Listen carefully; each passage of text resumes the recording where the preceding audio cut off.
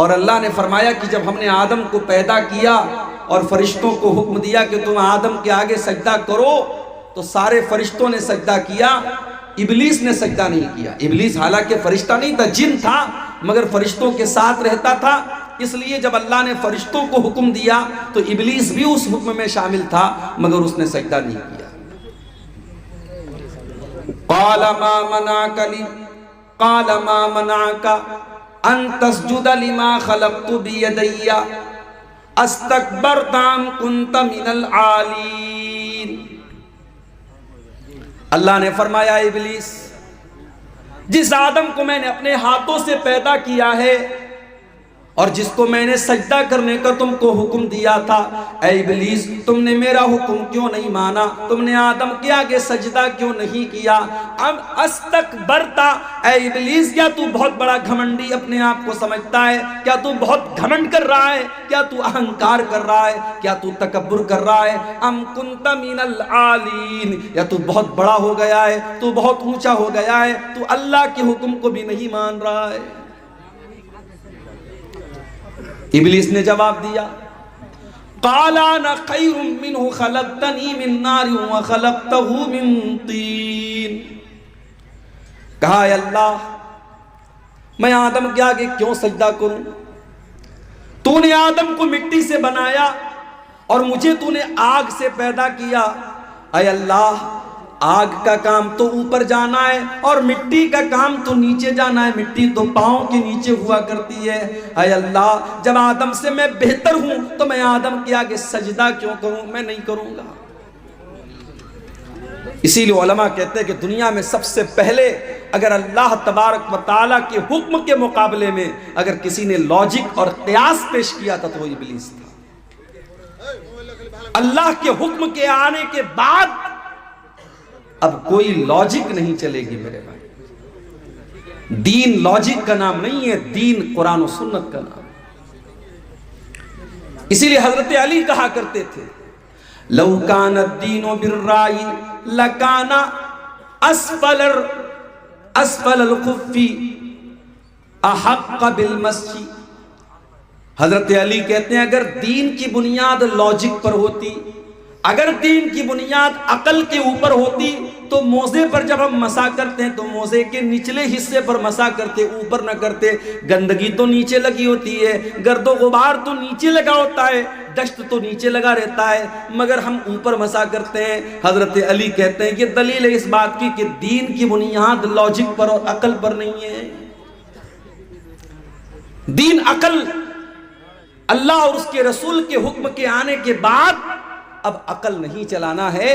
سب سے پہلے اگر عقل چلائی تھی تو ابلیس نے چلائی تھی۔ کہ میں کیوں سجدہ کروں آدم کے آگے؟ میں آگ سے پیدا ہوں، آدم مٹی سے پیدا ہے، میں نہیں کر سکتا۔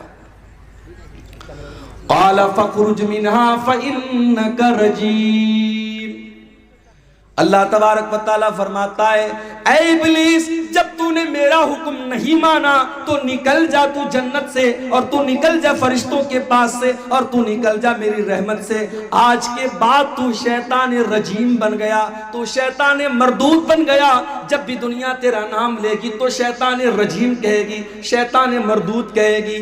وَإِنَّ عَلَيْكَ لَعْنَتِي وَإِنَّ عَلَيْكَ لَعْنَتِي إِلَى يَوْمِ الدِّينِ۔ اور اے ابلیس اب قیامت تک تیرے اوپر میری لعنت برستی رہے گی، تو میری رحمتوں سے دور رہے گا۔ اب قیامت تک تو میری رحمت کا حقدار نہیں بن سکتا، تو ہمیشہ ہمیش کے لیے میری رحمتوں سے دور ہو گیا۔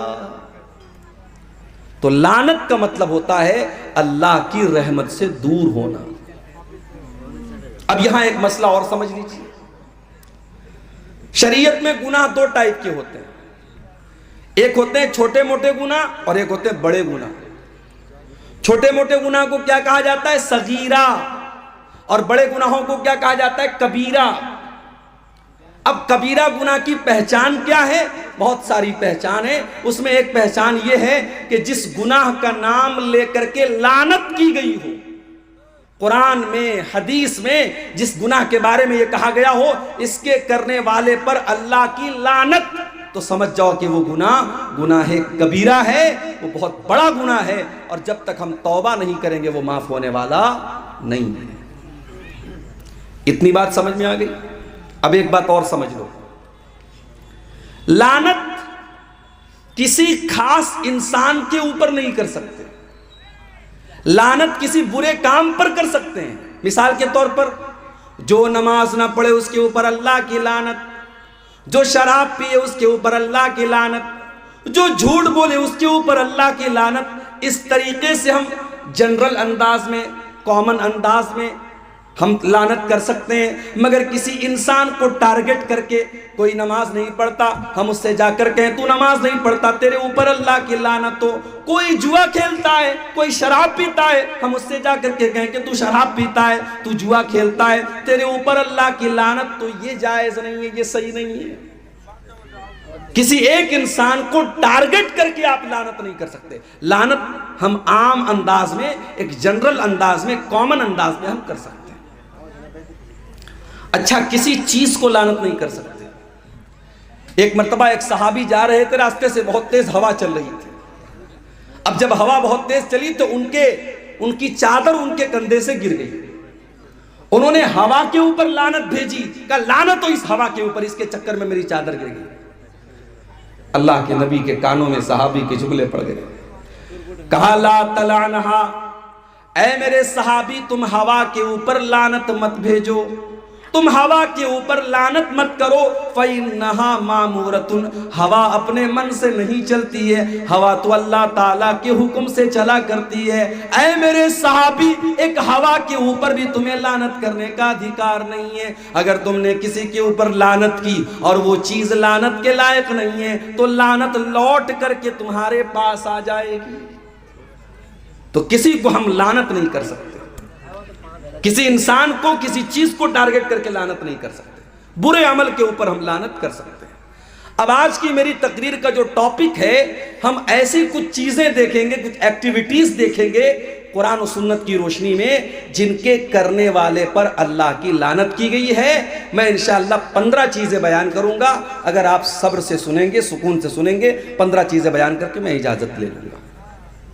تو شروع کرتے ہیں بنا ٹائم ویسٹ کیے۔ پہلی چیز جس پر اللہ کے نبی نے لعنت کی ہے، کسی زمین یا جگہ کے نشان کو مٹانے والے۔ مثال کے طور پر آپ کا کھیت ہے، آپ کے کھیت کے بغل میں آپ کے پڑوسی کا کھیت ہے، اب آپ کیا کر رہے ہیں، باؤنڈری کو آپ مٹا رہے ہیں تاکہ آپ اس کے کھیت میں 2-4 میٹر 2-4 فٹ آپ اس کے کھیت میں بے ایمانی کر لیں۔ زمین کے نشان کو مٹانا یہ بھی لعنت والا کام ہے۔ دلیل کیا ہے؟ دلیل بخاری شریف کی یہ حدیث ہے۔